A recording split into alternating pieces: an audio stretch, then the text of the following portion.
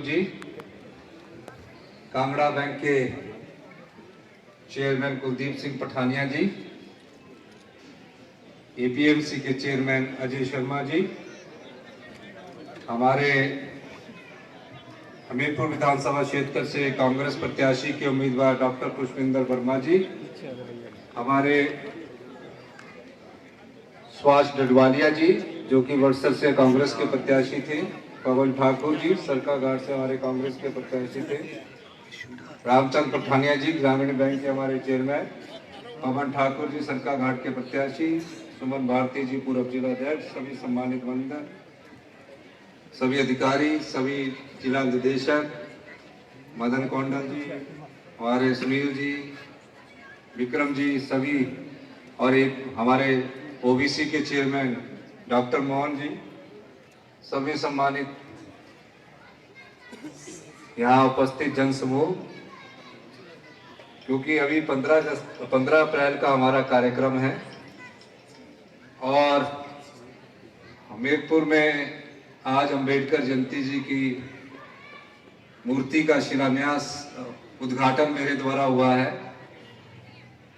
हमीरपुर में मेरा घर था, इसलिए मैंने जाते जाते अधिकारियों से अनुरोध किया कि मैं अंबेडकर जयंती, जो कि हमारे संविधान निर्माता थे, जिन्होंने इस देश को संविधान दिया, जब ये संविधान लिखा जा रहा था उस समय देश की परिस्थितियों का जो उन्होंने महसूस किया, और आज इस संविधान को बने 75 साल हो गए, 77 साल हो गए हैं। इस संविधान की संरचना जिस प्रकार डॉक्टर अंबेडकर जी ने की, वो एक ऐतिहासिक संरचना है। उनके दिखाए हुए संविधान के द्वारा आज देश पर शासक राज्य करते हैं और सभी धर्मों का सम्मान, सभी जातियों का सम्मान, यही इस संविधान की विशेषता है।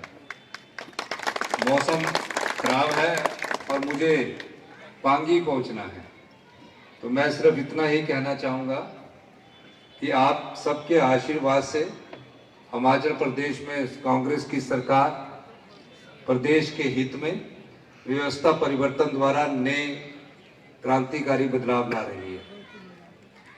और मेरा ये मानना है कि जिस प्रकार की आर्थिक स्थिति में पिछली भारतीय जनता पार्टी ने इस प्रदेश को छोड़ा, और उस समय वो डबल इंजन की सरकार कहते थे, तकरीबन उस डबल इंजन की सरकार को 2017 में जब वो सत्ता में आई और 5 साल वो सत्ता में रही, 1 लाख करोड़ रुपया जनता का उन्होंने बर्बाद किया।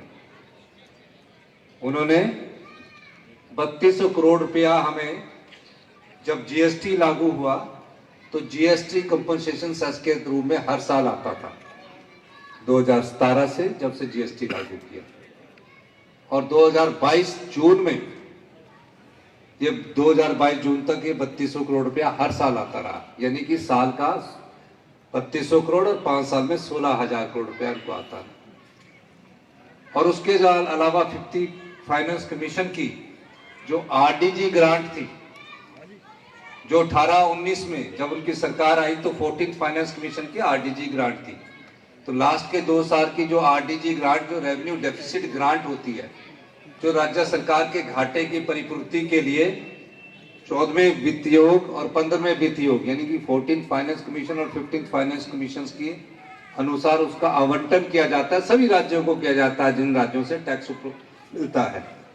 उसके तहत उन्हें 2017-18 में 8,000 करोड़ आए, 2018-19 में 8,000 करोड़ आए, फिर 15 फाइनेंस कमीशन आए, उन्हें 11,000 करोड़ 15 फाइनेंस कमीशन के पहले साल में आए, 9,000 करोड़ उसके अगले साल आए, और 2022 में फिर उन्हें 10,000 करोड़ रुपया आया।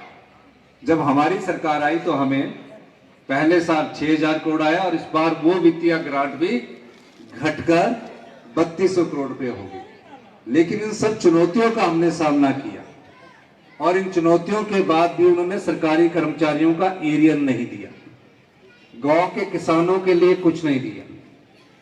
हमारी सरकार ने इन सब चुनौतियों का सामना किया, और इन चुनौतियों का सामना करते करते हमने अपनी अर्थव्यवस्था में सुधार किया। मुझे खुशी है कि इस वर्ष से हमारी अर्थव्यवस्था पटरी पर आने शुरू हो गई है। और जो हम बार बार कहते थे कि हम फैसलों से और नियम बदल कर हिमाचल प्रदेश को आत्मनिर्भर बनाएंगे, उस दिशा में हम आगे बढ़ना शुरू हुआ है। और मेरा ये भी मानना है कि जिस प्रकार पिछली भारतीय जनता पार्टी के समय में शिक्षा के स्तर में गिरावट आई है, हेल्थ सेक्टर में गिरावट आई है, आप हॉस्पिटल में जाइए, पीएससी में जाइए, हर जगह आज लाइनें लगी होती है। और होता क्या है, उसके बाद आपको यहां से हॉस्पिटल से रेफरल हॉस्पिटल हो गए ट्रांसफर कर दिया जाता है, टांडा भेज दिया जाता है, आईजीएमसी भेज दिया जाता है। इतने में बीमारी आपकी बड़ी हो जाती है। हमारी सरकार ने सब व्यवस्थाओं में सुधार कर रही है। 900 स्कूल खोल दिए गए और उन 900 स्कूलों में से हमारे प्राइमरी स्कूल खोल दिया, सीनियर सेकेंडरी स्कूल खोल दिया, टीचर उपलब्ध नहीं करवाए गए। और आज सरकारी स्कूलों में ये हालात है, मैं खुद सरकारी स्कूल से पढ़ा हूं, कि वहां एडमिशनें कम होती जा रही है। हमारे क्वालिफाइड टीचर है, इसलिए हम शिक्षा के स्तर में भी Rajiv Gandhi day boarding school लेके आ रहे हैं। अगले साल 10 स्कूल आ जाएंगे और 2032 तक हिंदुस्तान में सबसे बेस्ट एजुकेशन अगर कहीं होगी तो हिमाचल प्रदेश की होगी। और 1 वर्ष के भीतर हम अपने हेल्थ इंस्टीट्यूशंस को ठीक करने के लिए आगे बढ़ रहे हैं। मैं आप सब लोगों का साथ चाहता हूं, जनता का साथ चाहता हूं, खासकर आम लोगों का साथ चाहता हूं कि आप हमारी इस सुधार की प्रक्रिया में हमारा साथ दें और ये आने वाले समय में सुगत भविष्य आप लोगों का होगा।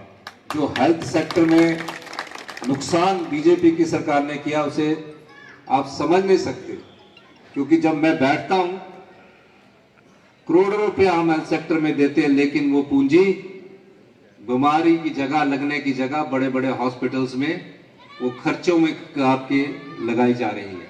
उसमें भी सुधार की जरूरत है। मैं उसमें भी सुधार करने की कोशिश कर रहा हूं। इसीलिए हम कहते हैं कि व्यवस्था परिवर्तन से हम आत्मनिर्भर हिमाचल की ओर बढ़ेंगे।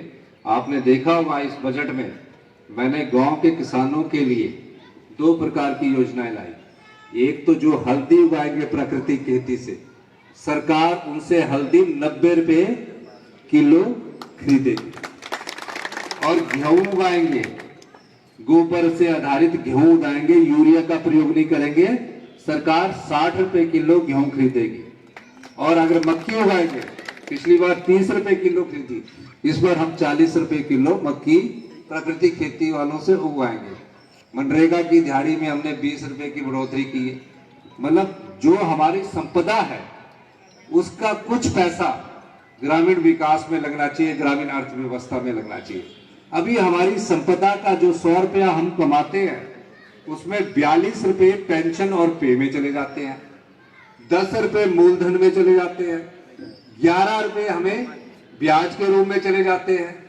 बाकी जब बचता है तो उसमें गांव में जो 80% आबादी है उसको कुछ नहीं दे पाते, थोड़ा ही धन दे पाते हैं। तो इसलिए हम उसमें भी परिवर्तन करके ग्रामीण अर्थव्यवस्था को मजबूत करने के लिए हमारी सरकार प्रयास कर रही है। और इस अम्बेडकर जयंती में हमारा सबसे बड़ा योगदान प्रदेश को आत्मनिर्भर बनाने के लिए होगा। आप सब लोगों का साथ, सहयोग और प्यार चाहिए। अभी अम्बेडकर जी ने जिस संविधान की रचना की है वो सर्वदलीय, सर्व जातीय, सर्व वर्गीय संविधान है और यही हिमाचल की और हिंदुस्तान की संस्कृति है। इस संविधान को रक्षा करने का दायित्व हम सब लोगों का है। आज से अम्बेडकर जयंती पर इस परिसर में जो मूर्ति की स्थापना हुई है उसके लिए आप सबको बहुत बहुत बधाई। और इसमें थोड़ा सा भी हम इसके ग्राउंड को भी बड़ा करेंगे, आने वाले समय में इसके ग्राउंड को भी, कैंपस को बड़ा करेंगे। और हमीरपुर के मेडिकल कॉलेज में हम 2 और बड़े डिपार्टमेंट हम इसमें स्वीकृत करने जा रहे हैं, नेफ्रोलॉजी और न्यूरोलॉजी का, यानी कि किडनी से संबंधित जो भी बीमारियां होगी वो नेफ्रो डिपार्टमेंट हमारा देखता है, और मानसिक रूप से जो दिमाग की बीमारियां होगी वो न्यूरोलॉजी डिपार्टमेंट देखता है। उसकी अभी मैं कैबिनेट में स्वीकृति दे रहा हूं। और बेस्ट कैंसर का इंस्टीट्यूशंस, बेस्ट जिसको हम नॉर्दर्न इंडिया में सबसे बेस्ट बोलेंगे, उसको हम मेडिकल कॉलेज जो जोधपुर है उसमें ही स्थापित करने जा रहे हैं। उसकी कंस्ट्रक्शन के लिए हमने 85 करोड़ रुपया स्वीकृत कर दिया है और उसका काम भी इस वर्ष शुरू हो जाएगा। अभी मैंने जिस हेलीपोर्ट का शिलान्यास किया है उस हेलीपोर्ट का भी 10 महीने में बनकर तैयार हो जाएगा। हेलीपोर्ट की सुविधा, यहाँ से सीधे चंडीगढ़ में सस्ती सुविधा आपको उपलब्ध हो जाएगी। और कई विभाग हम यहाँ लाए हैं, आने वाले समय में हमीरपुर के विकास में कोई कमी नहीं रखी जाएगी। आप सबको अम्बेडकर जयंती की बहुत बहुत शुभकामनाएं, धन्यवाद। और ये मेरे जाने के बाद यहाँ मेरे जाने के बाद यहाँ जो हमारे संबंधित विधायक है वो आपको संबोधित करेंगे। बहुत बहुत धन्यवाद। धन्यवाद सर।